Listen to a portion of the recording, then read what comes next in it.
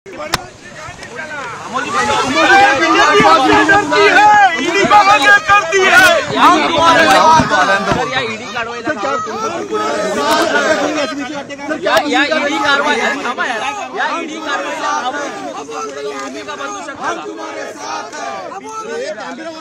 क्या कहना चाहेंगे? ईडी ने आपको ईडी को आगे करती है, ईडी को आगे करती है, एक व्यवस्थित ईडी को आगे करती है। चौकशीला बोलवलेलं आहे। घोटाळा प्रकरणामध्ये तुमचा सहभाग आहे असा त्यांचा संशय आहे। काय एकंदरीत तुम्हाला म्हणायचं आहे, कारण तुमची लोकसभा निवडणुकीचे उमेदवार सुद्धा तुम्ही आहात। मला असं वाटतं की ईडीने समन्स बजावलेला आहे। गेल्या वेळेला पण बजावला होता, पण त्यावेळेला मी काही कारणास्तव जाऊ नव्हतो शकलो। त्यांना मी 8 आठवड्याची वेळ मागितली होती, परंतु त्यांनी 12 दिवसात मला बोलवलं आहे आणि दुसरा समन्स आला आहे आणि आता मी जाणार आहे तिकडे आणि त्यांनी जे काही कागदपत्र मागितले असतील त्यांना जे काही विचारायचं असेल त्याच्या प्रश्नाला उत्तर देणार आहे। म्हणजे तपास यंत्रणांनी ट्रान्झॅक्शन हे कथित पद्धतीने बोललं जाते की तुमच्या अकाउंटवरती 1,35,00,000 आले, ते खरं आहे का? त्या आरोपांमध्ये ते आता त्यांनी सिद्ध करावं जर का तसं झालं असेल तर बोलणाऱ्या माणसांनी।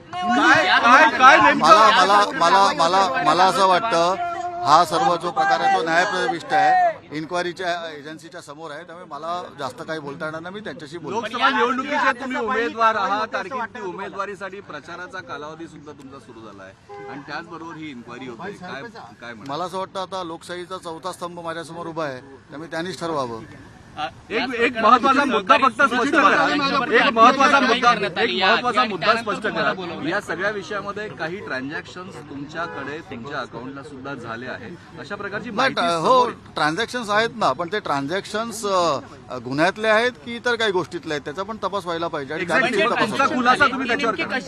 मला असं वाटतं ह्या सर्व गोष्टी न्यायप्रविष्ट असल्या कारणाने मी मीडियासमोर काही जास्त बोलणार नाही। मी इन्क्वायरी एजन्सीना मी त्याचं उत्तर तुम्ही आताच एक मुद्दा स्पष्ट केलाय की लोकशाहीचा चौथा स्तंभ आहे, तुमचे मतदार असो, सर्वसामान्य महाराष्ट्रातले नागरिक असो, या सगळ्यांच्या मध्ये मध्यस्थ म्हणून मीडिया ही भूमिका बजावते। ट्रान्झॅक्शन तुमच्या अकाउंटला आहे, तुम्ही मान्य करताय, काय सांगाल त्याबद्दल? तपास यंत्रणांना तुम्ही सांगालच, पण काय सांगाल? मला असं वाटतं एखादं फायनान्शियल इरेग्युलरिटी ज्या असतात त्या फायनान्शियल क्राईम मध्ये कन्वर्ट होऊ नयेत, हेच माझं फक्त म्हणणं आहे। बाकी सगळं जे आहे ते ईडी ऑफिसरना मी बोलतो।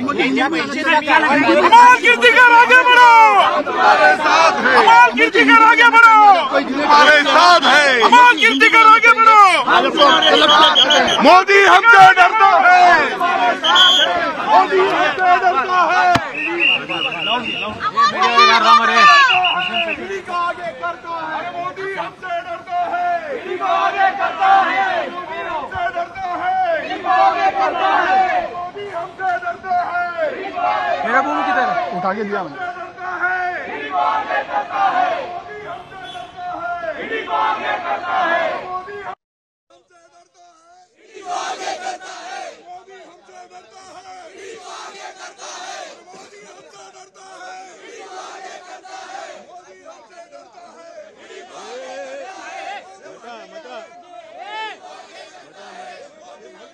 को आगे